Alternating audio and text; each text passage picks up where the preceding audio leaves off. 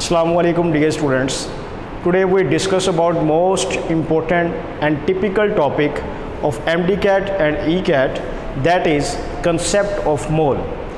Concept of mole एक difficult consider किया जाने वाला टॉपिक है क्योंकि इसमें कैलकुलेशंस हैं। तो हम इसको बिल्कुल बेसिक से स्टार्ट करते हैं। स्टूडेंट याद रखिएगा कि सबसे पहले हमने वो वाले वर्ड्स सीखने हैं जो स्टेटमेंट में पूछे जाते हैं। अब यहाँ पे सबसे पहला वर्ड आता है जी सब्सटेंस। सब्सटेंस बेटे याद रखिएगा कि सब्सटेंस किसे किसे कहते हैं। नंबर 1 एलिमेंट एक सब्सटेंस है। इसी तरह आयोनिक कंपाउंड, आयोनिक कंपाउंड एक सब्सटेंस है।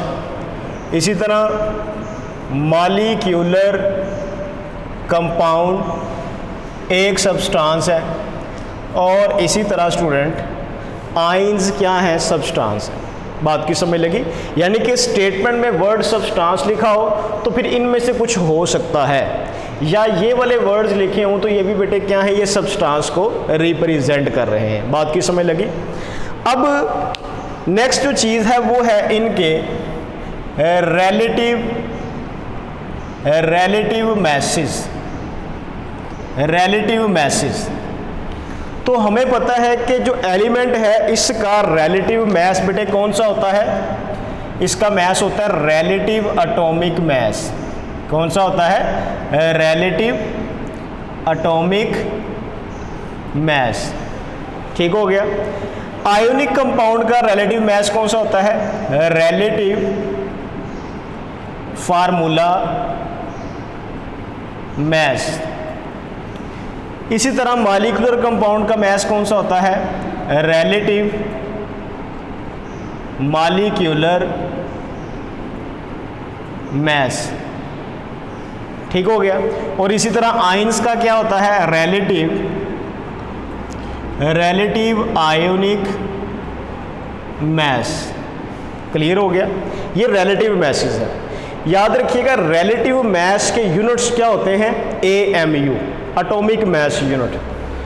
अब हम क्या करते हैं, इन रिलेटिव मैसेज को एक्सप्रेस कर देते हैं ग्राम्स में। ठीक हो गया।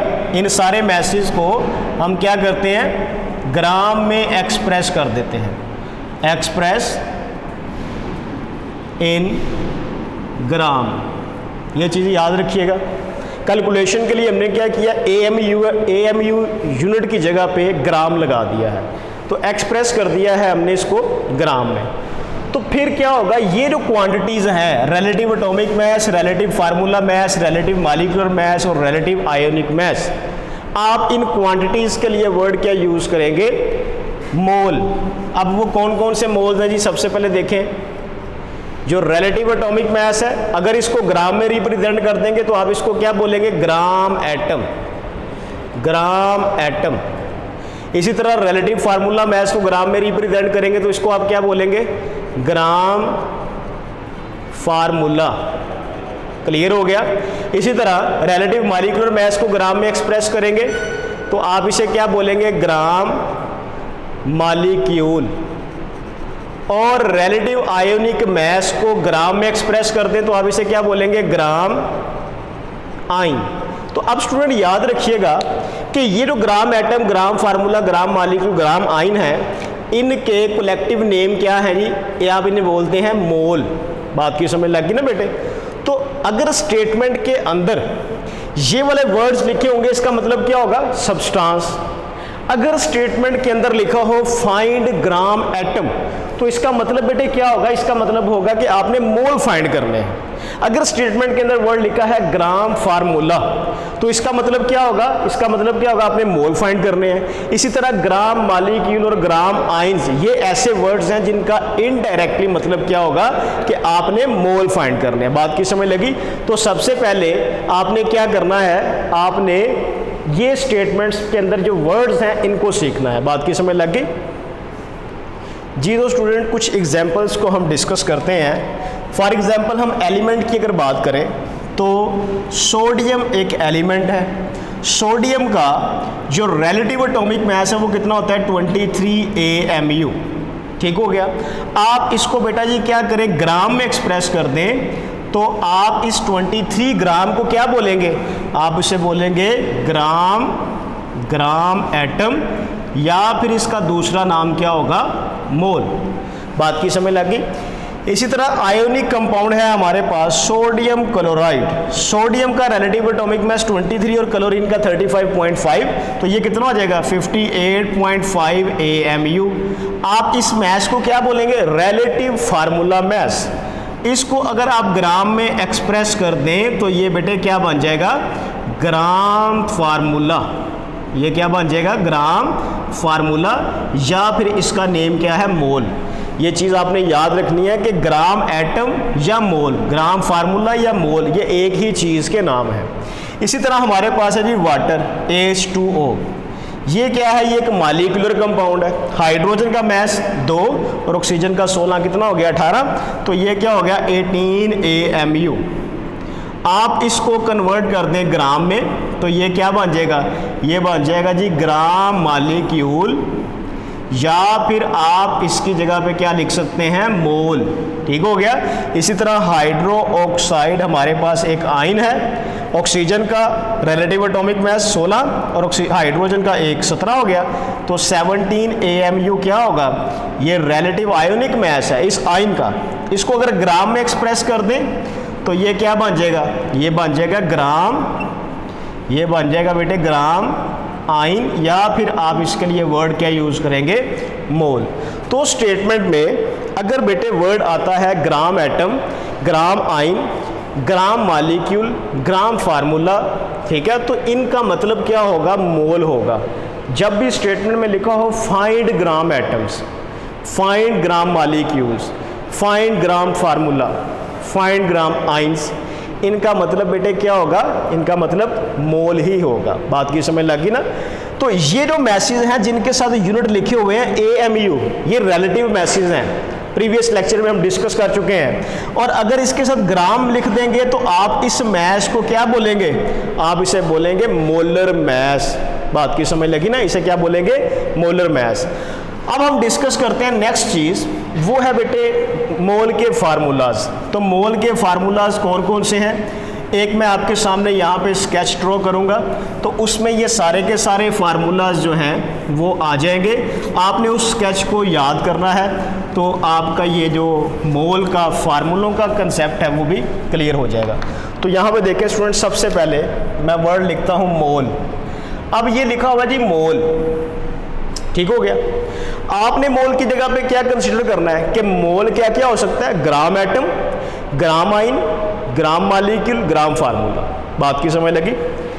अब हमें कहा जाता है कि आप मैस से मोल फाइंड करें, ठीक है। मैस अगर आपको गिवन हो तो आप मोल फाइंड कर सकते हैं, या मोल अगर आपको गिवन हो तो आप मैस फाइंड कर सकते हैं। इसी तरह स्टूडेंट्स पार्टिकल्स, पार्टिकल्स, अब यहाँ पे ये एक न्यू वर्ड है, पार्टिकल्स आप किन्हें कहते हैं, याद रखिएगा। अगर जस्ट लिखा हो फाइंड एटम्स, तो एटम्स वर्ड क्या होगा, पार्टिकल के लिए होगा। जस्ट लिखा हो फाइंड नंबर ऑफ मॉलिक्यूल्स, तो ये पार्टिकल्स है। Find number of formula units, formula units. इसी तरह फाइंड नंबर ऑफ आयंस, इन सब को कलेक्टिवली बेटे आप क्या बोलते हैं, पार्टिकल्स। सही हो गया। इसी तरह स्टूडेंट जो तीसरी चीज़ है वो क्या है, वॉल्यूम है। वो क्या है, वॉल्यूम। तो अगर हमें किसी भी क्वेश्चन में मैस गिवन हो और कहा जाए कि मैस से हम फाइंड करें मोल्स को, तो फिर हम क्या करेंगे, उस मैस को बेटे डिवाइड कर देंगे किसके ऊपर, मोलर मैस के ऊपर। याद रखिएगा जो मोलर मैस है ये हमेशा फार्मूले से कैलकुलेट किया जाता है। आपने पीरियोडिक टेबल में हाइड्रोजन से लेके क्रिप्टॉन तक के जो एलिमेंट्स हैं इनके एटॉमिक नंबर और एटॉमिक मैसेज को याद करना, ये 36 एलिमेंट्स बनते हैं। तो फिर क्या होगा, इस किस्म की कैलकुलेशंस आप इजीली कर सकते हैं। ठीक हो गया। अगर आपसे पूछा जाए कि मोल से मैस को फाइंड करें, तो फिर आप बेटे क्या करेंगे, मोल को मल्टीप्लाई कर देंगे किसके साथ, मोलर मास के साथ, तो आप क्या फाइंड कर लेंगे, मास। इसी तरह अगर आपसे कहा जाता है कि पार्टिकल्स से मोल फाइंड करें, पार्टिकल से मोल फाइंड करें, तो फिर आप क्या करेंगे, आप पार्टिकल्स को डिवाइड कर देंगे किसके ऊपर, एवोगैड्रोस नंबर के ऊपर। अब यहाँ पे हमें एवोगैड्रोस का कंसेप्ट भी होना चाहिए कि ये क्या है। इसी तरह बेटे अगर यहाँ पर मोल को आपने पार्टिकल्स में कन्वर्ट करना है, तो फिर बेटे आप मोल को, n जो है मोल को रिप्रेजेंट कर रहा है, इसको मल्टीप्लाई कर देंगे एवोगैड्रोस के साथ। ठीक हो गया। अब बेटे याद रखिएगा Avogadro's number, Avogadro's number, Avogadro's number, Avogadro's number को हम रिप्रेजेंट करते हैं किससे बेटे, Na से। ठीक हो गया, इसको हम Na से रिप्रेजेंट करते हैं। जैसे आप आम बाज़ार में जाएं, आप कहते हैं कि मुझे 1 दर्जन केले दे दे, तो उसका मतलब क्या होगा, आपको 1 दर्जन में 12 केले मिलेंगे, 1 दर्जन माल्टे, 1 दर्जन तरबूज। जब भी वर्ड आएगा 1 दर्जन, तो उसमें पार्टिकल्स की यानी कि चीज़ों की जो क्वांटिटी होगी वो कितनी होगी, 12 होगी। केमिस्ट्री में दर्जन की जगह पे हमने नाम रखा हुआ है मोल। आपसे कहा जाए 1 मोल, तो जब भी आपसे 1 मोल का वर्ड यूज होगा तो आप कहेंगे उसके अंदर पार्टिकल्स कितने होते हैं, 6.02 इंटू 10⁻23 इतने पार्टिकल्स होते हैं। बात की समझ लगी। तो ये जो नंबर है, आप इस नंबर को क्या बोलेंगे, इसे आप एवोगैड्रोस नंबर बोलेंगे। और ये कैलकुलेशंस करने के लिए हमने क्या किया है, कंसीडर किया हुआ है। ओके हो गया। इसी तरह स्टूडेंट वॉल्यूम, अगर आप गैसेस के पार्टिकल्स, गैसेस के मैसेज, गैसेस के मोल्स या गैसेस का वॉल्यूम फाइंड करना चाह रहे हैं, तो फिर आपको याद रखना है कि गैसेस के लिए it is applicable just for gases. ये गैसेस के लिए जो है वो वॉल्यूम की कैलकुलेशन होगी। तो इसके लिए आपने याद क्या करना है, STP, स्टैंडर्ड कंडीशंस का आपको पता होना चाहिए। STP पर बेटे प्रेशर की वैल्यू कितनी होती है, 1 एटमॉस्फेयर। वॉल्यूम की वैल्यू कितनी होती है, 22.4 डेसीमीटर क्यूब, या फिर आप इसको कह सकते हैं 22.414 सेंटीमीटर क्यूब। ठीक है, ये मोलर वॉल्यूम है। ये क्या है, मोलर वॉल्यूम है। N की वैल्यू क्या होगी, 1 मोल। बात की समझ लगी। तो ये जो कंडीशंस हैं आप इन्हें क्या बोलते हैं, स्टैंडर्ड टेम्परेचर एंड प्रेशर। तो अगर आपको गैस का वॉल्यूम गिवन है या गैस का जो है वो मोल गिवन है, तो आप उससे इनको इंटर कन्वर्ट कर सकते हैं। वॉल्यूम से अगर आप मोल फाइंड करना चाहते हैं, तो वॉल्यूम को बेटे आप क्या करें, मल्टीप्लाई कर दें, सॉरी डिवाइड कर दें किसके ऊपर, मोलर वॉल्यूम पे, तो ये क्या आ जाएगा, मोल। यानी कि कोई भी वॉल्यूम गिवन है, आप उसको 22.4 डेसीमीटर के ऊपर डिवाइड कर दें। इसी तरह अगर मोल से आप वॉल्यूम फाइंड करना चाहते हैं, तो फिर आप मोल को मल्टीप्लाई कर दें मोलर वॉल्यूम के साथ। तो स्टूडेंट सबसे पहले जो चीज़ है वो आपने ये वाले फार्मूलाज याद करने हैं। बात की समझ लगी ना जी स्टूडेंट। सबसे पहले जो हम डिस्कस करेंगे मोल में वो है कंपैरिजन के क्वेश्चन। यहाँ पर बेटे किसी किस्म का फार्मूला अप्लाई नहीं होता। ऐसे क्वेश्चन फॉर एग्जांपल यहाँ पे लिखा है कि moles of CO2 which contain 8 gram of oxygen, कि CO2 के कितने मोल्स होंगे कि उनमें 8 ग्राम ऑक्सीजन हो। अब इसके ऊपर फार्मूला अप्लाई नहीं होता, जो मैंने अभी आपको फार्मूले बताए हैं। तो ऐसा क्वेश्चन सॉल्व करने के लिए आप क्या करेंगे, सबसे पहले बेटे लिखेंगे CO2। ये आपने क्या लिख दिया, CO2 लिख दिया। ठीक हो गया। अब यहाँ पे देखें बेटे कार्बन का मास कितना होता है, 12, और ऑक्सीजन का मास कितना होता है बेटे, 16 और 2 कितना हो गया, 32 और बेटे 12 कितना हो गया, 44 ग्राम। 44 ग्राम हमने इस फार्मूले से निकाला है। आप इसे क्या बोलेंगे, आप इसे बोलेंगे 1 मोल, या फिर आप इसे क्या बोलेंगे, क्योंकि ये मालिक्यूलर कंपाउंड है, ग्राम मालिक्यूल। ठीक हो गया।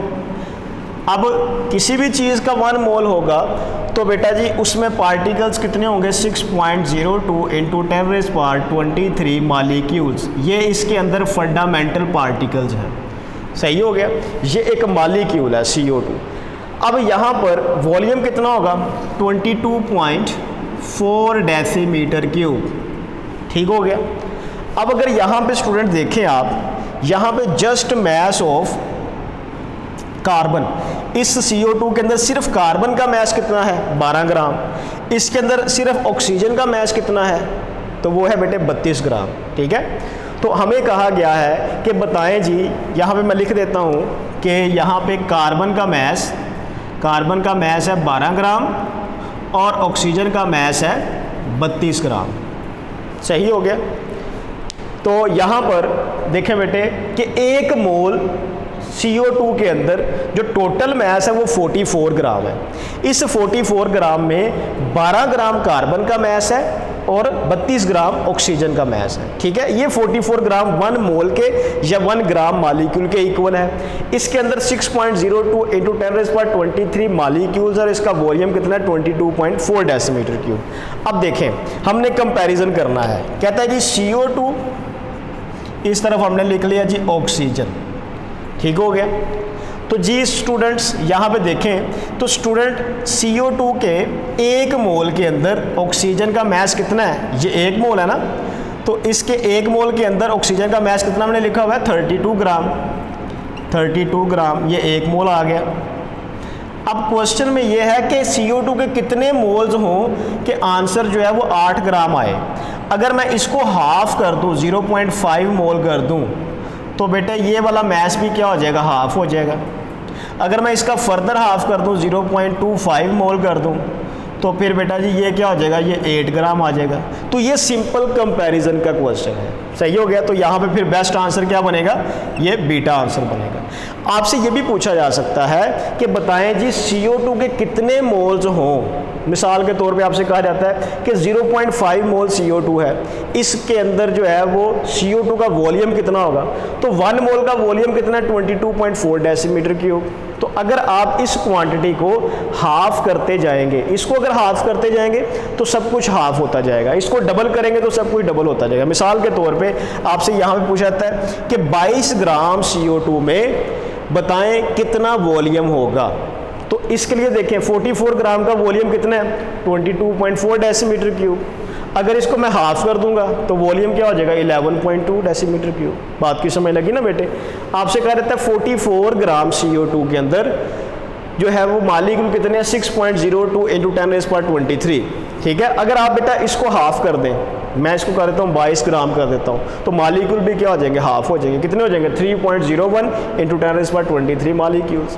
तो ये सिंपल कंपैरिजन के क्वेश्चन है। मिसाल के तौर पे यहाँ पे मैं एक और एग्जांपल आपके सामने लिखता हूँ, तो आप उससे रिलेटेड बहुत से क्वेश्चन जो हैं वो बेटे बन सकते हैं। जी ये देखें बेटे, वाटर, हम वाटर की एग्जांपल को डिस्कस करते हैं। वाटर का फार्मूला क्या है जी H2O। इसके अंदर टोटल मैस बेटा जी कितना है 18 ग्राम। ये किसके इक्वल है 1 मोल के, या फिर आप इसकी जगह पे क्या कह सकते हैं 1 ग्राम मालिक्यूल, 1 ग्राम मालिक्यूल। ठीक है, इसके अंदर टोटल मालिक्यूल कितने हैं 6.02 इंटू 10⁻23। ठीक है, इसके अंदर 18 ग्राम के अंदर जो ऑक्सीजन का मैस है वो कितना है 16 ग्राम ऑक्सीजन का मैस है और 2 ग्राम जो है वो हाइड्रोजन का मैस है। क्लियर हो गया। वाटर के अंदर ऑक्सीजन के ऊपर लोन पेयर कितने बेटे 2 लोन पेयर हैं, तो इसका मतलब है कि यहाँ पर 2 जो हैं वो क्या होंगे बेटे 1 यानी कि मोल के अंदर 2Na क्या होंगे लोन पेयर होंगे, और बॉन्ड पेयर कितने होंगे 2Na ही बॉन्ड पेयर होंगे। सही है ना बेटे। यानी कि जब आपके सामने एक फार्मूला लिख दिया जाए तो बेटे आपके पास उसकी कंप्लीट डिटेल होनी चाहिए। बात की समझ लगी ना। अब देखें मैं आपसे कहता हूं कि बताएं वाटर के कितने मैस के अंदर ऑक्सीजन का मैस जो है वो 4 ग्राम होगा। ठीक है, क्वेश्चन है, क्वेश्चन लिखा हुआ है कि mass of water that contains 4 gram of oxygen. ठीक है, तो अल्फा ऑप्शन 18 ग्राम, बीटा ऑप्शन 9 ग्राम, चार्ली ऑप्शन 5 ग्राम और डेल्टा ऑप्शन बेटे 4.5 ग्राम। सही हो गया। तो अब यहाँ पे देखें हम सिंपल क्या करेंगे कंपैरिजन कर लेंगे। इस तरफ हम लिखते हैं जी ऑक्सीजन, इस तरफ हम लिखते हैं जी वाटर। ठीक है, अब वाटर के 18 ग्राम के अंदर ऑक्सीजन का मैस कितना है जी? ऑक्सीजन का मैस बेटे कितना है यहाँ पे? 16 ग्राम। ठीक हो गया। अब अगर ये 18 से हाफ कर दें हम, 9 ग्राम कर दें, तो ये कितना हो जाएगा? ये भी 8 ग्राम हो जाएगा। अगर इसका मैं फर्दर हाफ कर दूं 4.5 ग्राम, तो ये भी क्या हो जाएगा? हाफ हो जाएगा, 4 ग्राम। तो इसका मतलब है कि हमारे पास अगर 4.5 ग्राम वाटर होगा तो उसके अंदर ऑक्सीजन का मैस कितना होगा? 4 ग्राम होगा। तो इसका मतलब है कि यहाँ पे बेस्ट आंसर फिर क्या बनता है? यहाँ पे बेस्ट आंसर डेल्टा बनता है।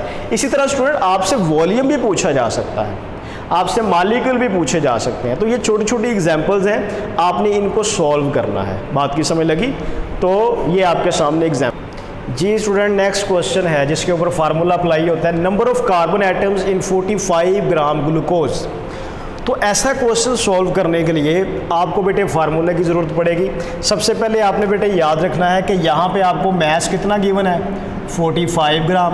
ग्लूकोज का मोलर मैस कितना होता है? 180 ग्राम पर मोल।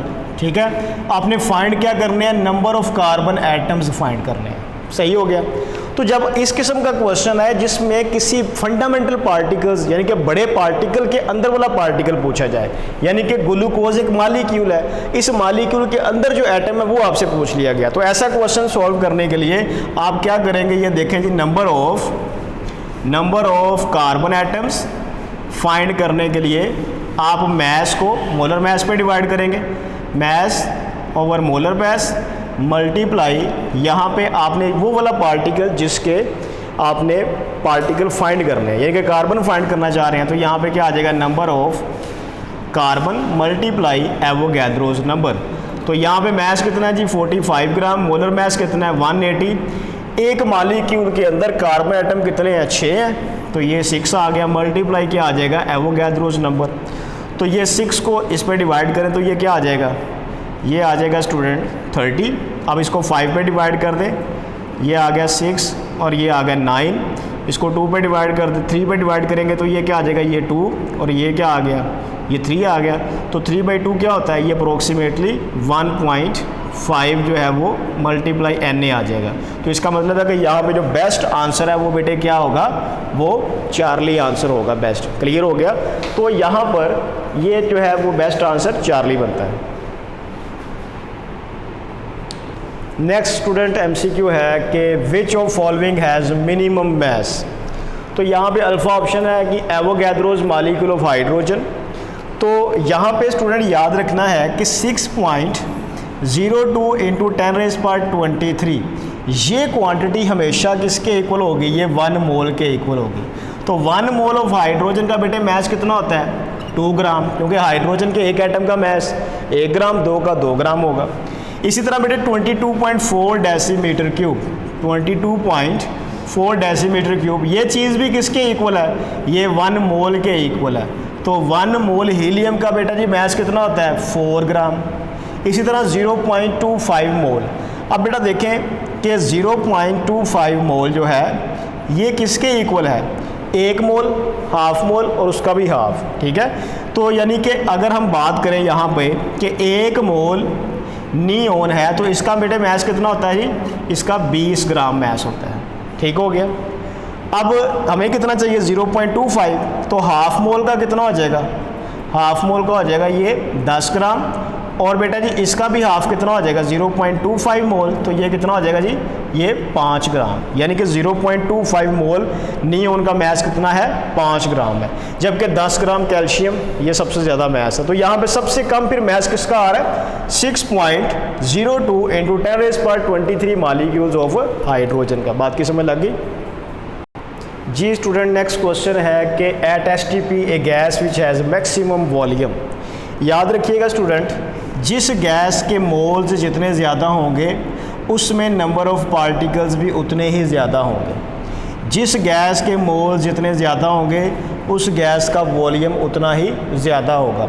जिस गैस के मोल्स जितने ज़्यादा होंगे उसमें मैस भी उतना ही ज़्यादा होगा। तो याद रखिएगा जो मोल्स हैं ये नंबर ऑफ़ पार्टिकल, ये वॉल्यूम और बेटे ये मैस मोलर मैस के साथ डायरेक्टली कनेक्टेड है। तो यहाँ पे उसने पूछा है कि STP पर किस गैस का वॉल्यूम मैक्सिमम है। तो आपको क्वेश्चन में क्या है बेटे, मैस गिवन है, आप जस्ट सिंपल क्या फाइंड करें, मोल फाइंड कर लें। तो यहाँ पे देखें जी, ऑक्सीजन के मोल अगर हमने फाइंड करने हैं तो क्या करेंगे, ऑक्सीजन के मैस को मोलर मैस पे डिवाइड कर दें तो आंसर क्या आ जाएगा, 1 मोल। इसी तरह बेटे हीलियम, तो हीलियम के मोल फाइंड करने के लिए हीलियम के मैस को मोलर मैस पे डिवाइड कर दें तो ये क्या आ गया, 1 मोल। इसी तरह बेटा जी मीथेन है, तो मीथेन के मोल फाइंड करने के लिए आप क्या करें, 24 को मोलर मैस पे डिवाइड कर दें तो ये अप्रोक्सीमेटली 1.5 मोल आ जाएगा। इसी तरह बेटे यहाँ पे हाइड्रोजन के मोल्स फाइंड करने हैं, तो हाइड्रोजन के मैस को मोलर मैस पे डिवाइड कर दें तो ये क्या आ जाएगा, 2 मोल। तो यहाँ पे देखें सबसे ज़्यादा मोल किसके आ रहे हैं, 4 ग्राम हाइड्रोजन के। इसका मतलब है कि इसका वॉल्यूम भी सबसे ज़्यादा होगा। और पार्टिकल्स की अगर बात की जाए तो सबसे ज़्यादा पार्टिकल्स भी बेटे किसमें होंगे, यानी कि मॉलिक्यूल्स, वो 4 ग्राम हाइड्रोजन में ही मॉलिक्यूल्स होंगे।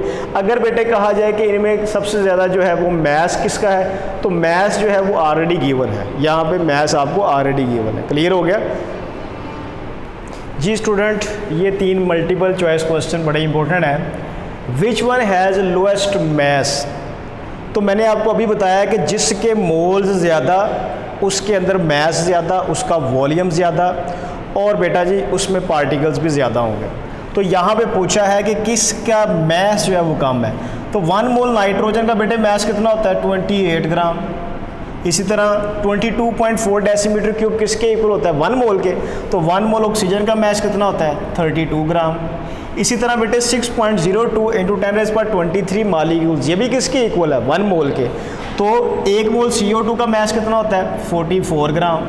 और इसी तरह स्टूडेंट 20 ग्राम नियोन, तो यहाँ पे देखें 20 ग्राम नियोन जो है, 1 मोल नियोन का मैस कितना होगा, 10 ग्राम, ठीक है। और 20 ग्राम, तो ये 1 मोल के इक्वल है। तो इसका मतलब है यहाँ पे डेल्टा आंसर जो है वो सही है, यानी कि सबसे कम मैस किसका है, नियोन का। 1 मोल नियोन का 20 ग्राम। क्वेश्चन नंबर 2 है total number of atoms in 10 gram of calcium carbonate.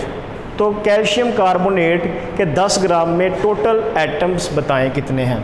तो आप बेटे देखें यहाँ पे एटम्स फाइंड करना चाह रहे हैं, तो आप क्या करें, मैस को मोलर मैस पे डिवाइड कर दें। कैल्शियम कार्बोनेट का मोलर मैस कितना होता है, 100। यहाँ पे कितने टोटल एटम्स हैं, एक कैल्शियम का, एक कार्बन का, और ये जो 3 है ये ऑक्सीजन का। टोटल कितने हो गए, 5। तो मल्टीप्लाई 5 कर दिया और मल्टीप्लाई आपने क्या कर दिया, एवोगैड्रोस कर दिया। ठीक हो गया, यानी कि यहाँ पे आप क्या कर लें, 6.02 × 10⁻23 लिख लें। ठीक हो गया। अब यहाँ पे स्टूडेंट क्या होगा कि आप ये इसको डिवाइड कर दें तो ये क्या आ जाएगा, 20, और ये 10 को, ये आ गया 2 को इसके ऊपर डिवाइड करें इस सारी वैल्यू के ऊपर, तो ये आ जाएगा 3.0 × 10⁻23। तो यहाँ पे फिर बेस्ट आंसर क्या बन रहा है, ये डेल्टा बेस्ट आंसर बन रहा है। इसी तरह कहता है कि हमारे पास 3.01 × 10⁻23 मॉलिक्यूल्स हैं। आप इनको ऐड कर देते हैं 22 ग्राम CO2 में, तो CO2 के टोटल मोल कितने हो गए। अब बेटे सबसे पहले आप इनको कन्वर्ट कर लें, आप इसको कन्वर्ट कर लें मोल्स में। अब हमें पता है कि 1 मोल अगर 1 मोल होगा किसी भी गैस का, तो उसमें मॉलिक्यूल कितने होंगे, 6.02 × 10⁻23। अब इसका अगर मैं हाफ कर दूं, 0.5 मोल कर दूं, तो ये बेटे क्या हो जाएगा, 3.01 × 10⁻23। इसका मतलब है ये हाफ मोल है।